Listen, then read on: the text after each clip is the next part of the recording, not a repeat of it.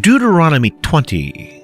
When you go to war against your enemies and see horses and chariots and an army greater than yours, do not be afraid of them, because the Lord your God, who brought you up out of Egypt, will be with you.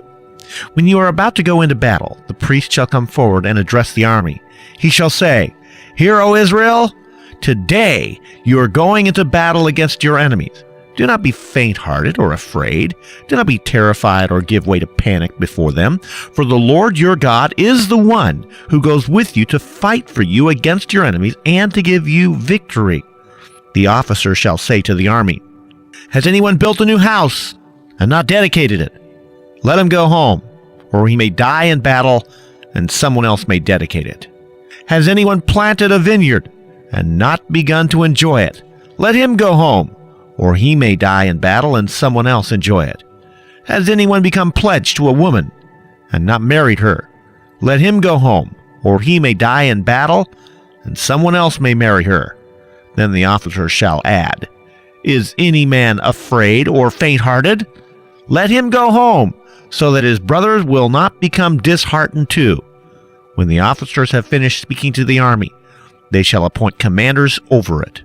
When you march up to attack a city, make its people an offer of peace. If they accept and open their gates, all the people in it shall be subject to forced labor and shall work for you.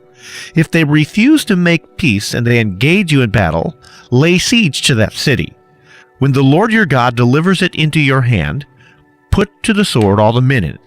As for the women, the children, and the livestock, and everything else in the city, you may take these as plunder for yourselves, and you may use the plunder the Lord your God gives you from your enemies.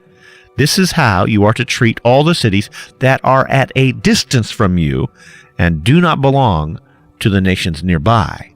However, in the cities of the nations the Lord your God is giving you as an inheritance, do not leave alive anything that breathes. Completely destroy them: the Hittites, Amorites, Canaanites, Perizzites, Hivites, and Jebusites, as the Lord your God has commanded you. Otherwise, they will teach you to follow all the detestable things they do in worshiping their gods, and you will sin against the Lord your God.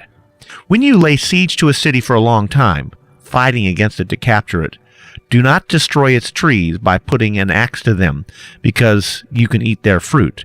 Do not cut them down. Are the trees of the field people that you should besiege them? However, you may cut down trees that you know are not fruit trees and use them to build siege works until the city at war with you falls.